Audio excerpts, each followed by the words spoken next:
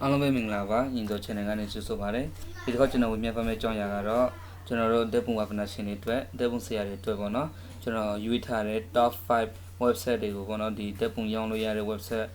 ကိုကျွန်တော်ဝင်မြန်ဖတ်ပါမယ်ဆိုတော့တစ်ခုချင်းစီပေါ့နော်အဒါကိုဘယ်လိုလုပ်မလဲဆိုတဲ့ဟာကိုကျွန်တော်ဝင်မြန်ဖတ်ပါမယ်ပေါ့နော်ဆိုတော့မဖတ်ခင်မှာကျွန်တော် YouTube channel ကို subscribe လုပ်ထားရတယ်ပြီပေါ့နော်အခုပဲ subscribe လုပ်ဖို့အတွက်ဖိတ်ခေါ်ပါရစေ subscribe လုပ်လို့ရှိရင်လည်းကျွန်တော် bell ဒီဘေးနာကbell icon ပေါ့နော်ဒီဟာနှိပ်ပေးပါဆိုလို့ရှိရင်ကျွန်တော်တင်ပြဗီဒီယိုကိုလုံးကိုသိရှိရမှာပဲဖြစ်ပါတယ်ပြီးလို့ရှိရင်လည်းကျွန်တော်ရဲ့ channel ကိုFacebook မှာပေါ့နော် Facebook မှာ like and follow လုပ်ထားလို့ရပါတယ်ဟုတ်ကဲ့ပါဆိုတော့ဒါကိုဘယ်လိုလုပ်လဲမဖတ်ခင်မှာကျွန်တော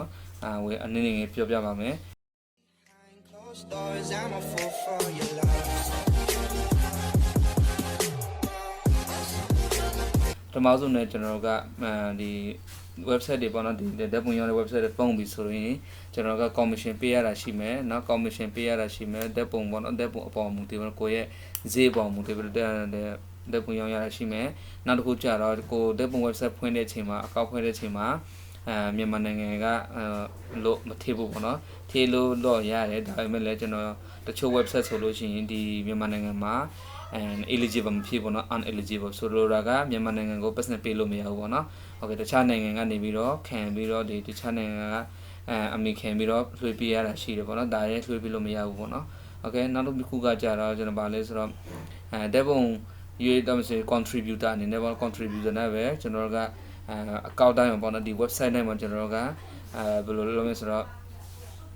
့ဒီ sign up လုပ်ရအောင်ပဲဖြစ်ပါတယ်เนาะဆိုတော့ပထမဆုံးကျွန်တော်တခုပြပါမယ်ဒီ free vector ပေါ့နော်ဒီ free vector ဆိုတာဒီ free vector တရားဒီကိုကျွန်တော် Google မှာရိုက်လိုက်ရင် free vector stock photos and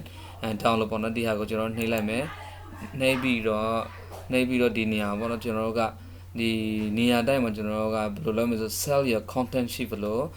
sales photo sell image ပြီးလို့ရှိရင် contributor အနေနဲ့ပေါ့နော်အဲ့လိုမျိုးတွေးရလိမ့်မယ်เนาะပြီးလို့ရှိရင်ကျွန်တော်တို့ကနေရာတိုင်းမှာဘယ်လိုလုပ်ရမလဲဆိုတော့ကျွန်တော် sign up လုပ်ရမယ် sign up ဆိုတော့ account ဖွင့်ရမယ် account ဖွင့်ပြီးတော့ကိုယ့်ရဲ့ဒီကိုက contributor ပေါ့နော်ကိုယ်ဓာတ်ပုံဆရာပေါ့နော် content creator ဆိုတော့ဓာတ်ပုံရောင်းတဲ့အနေနဲ့ကိုကနေရာတိုင်းမှာဒီလိုမျိုး account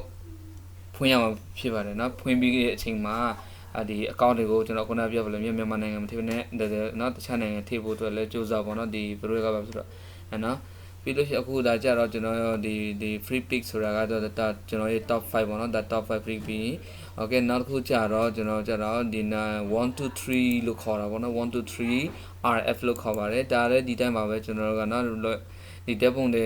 အများကြီးရှိတယ်ဒီတက်ပုံတွေမှာလည်းရောက်မယ်ဆိုရင်ကိုတက်ပုံတွေရောင်းတော့မယ်ဆိုရင်ကိုကဒီ sign up လုပ်ရအောင်ပေါ့နော်ပြီးလို့ရှိရင်လည်းနောက်တစ်ခုကြာတော့ကျွန်တော် alarm တွေလို့ခေါ်တယ်ဒီ alarm တွေမှာလည်းဒီတိုင်းပဲပေါ့နော်ဆိုတော့ဒီကိုတက်ပုံတွေကိုရက်ထားတဲ့တက်ပုံတွေ lens ရတယ်တကယ်မိုက်တဲ့ပုံတွေပေါ့နော်ဒါပေမဲ့ကိုယ့်ရဲ့ editing တွေပေါ့နော်တက်ပုံ editing လုပ်ပြီးတော့ကိုယ့်ရဲ့ page ချက်ပေါ့နော်တကယ် HD ပေါ့နော်ဒီ high degradation ပေါ့နော်ဒီ high degradation ကိုက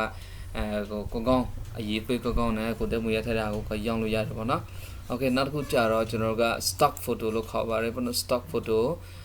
ဒီ shutter stock လို့ခေါ်တာပေါ့နော် shutter stock လို့ခေါ်ပါတယ်ဒါကိုကျွန်တော်တို့လည်းအဲ့ဒါကိုကျွန်တော်တို့ဒီ Google မှာရိုက်လိုက်လို့ရှိရင် Google မှာ shutter stock ပေါ့နော် shutter stock လည်းရတယ် shutter stock contributor ဆိုကျွန်တော်တို့ကဒီရောင်းတဲ့လူအနေနဲ့ပေါ့နော်ဒါ contributor ဒါ shutter stock ဖြစ်ပါတယ်โอเคဒီမှာလည်းဒီတိုင်းပါပဲအကုန်လုံးကိုကပဲလုပ်ရမှာဆိုတော့ကိုယ့်ရဲ့ဒီ sign up ကိုယ့်ရဲ့ account တွေဖွင့်ရမှာပေါ့နော်ပြီးလို့ရှိရင်ဒီတော့ပြောချင်တာကအကောင့်ဖွင့်တဲ့အချိန်မှာကိုယ့်ရဲ့နာမည်အရင်ထည့်ပေါ့နော်ကိုနာမည်ထည့်ရင်ပို့ပြီးတော့အဆင်ပြေမှာပေါ့နော်ပြီးလို့ရှိရင်နောက်တစ်ခု pay fair လို့ခေါ်တယ် pay fair မှာလည်း sign up လုပ်မယ်ကျွန်တော် sign up လုပ်ပြီးတော့တက်ပုံကိုကြိုက်တဲ့တက်ပုံနော်ကိုယ့်ရဲ့အကြိုက်ဆုံးတက်ပုံတွေကိုဒီလိုမျိုး website တွေမှာကျွန်တော်တို့ကရောင်းလို့ရပါတယ်နောက်ကိုဒီတခြားဘာလဲအပြင်မှာရောင်းရလို့မရလို့ရှင်ဒါကြတော့ digital ပေါ့နော်ကျွန်တော် online ကနေပြီးတော့တက်ပုံတွေရောင်းတာဖြစ်ပါတယ်နော်ဟုတ်ကဲ့ပါဒီဗီဒီယိုမှာကြာရန်ဒီဗီဒီယိုမှာကြာတော့အကြောင်းရတော့ဒီတက်ပုံဆရာတွေတက်ပုံတက်ပုံ definition တွေအတွက် beginner တွေဖြစ်ပေါ့နော်advanced ဖြစ် advanced တွေ fee တွေလို့ရှိရင်မပြီးလို့ရှိရင်ပေါ့နော် fee တွေဆိုလို့ရှိရင်ဒီဗီဒီယိုကြော်ပါပါဟုတ်ကဲ့ပါအကလုံးဒီဟာနဲ့ပတ်သက်ပြီးတော့မင်းရှင်မေးပညာရှင်တွေ comment ထားခဲ့လို့ရပါတယ်channel ဖိရင်တော့ like and share ပြီးလို့ရှိရင် subscribe လုပ်ဖို့တော့မမေ့ပါနဲ့လို့အားလုံးပဲကြည့်ရှုပြီးတော့ကျေးဇူးအများကြီးတင်ပါတယ်နောက်ထပ်ဗီဒီယိုအဖက်ဖက်တွေတင်ပေးပါမှာပါလို့ကျေးဇူးတင်ပါတယ်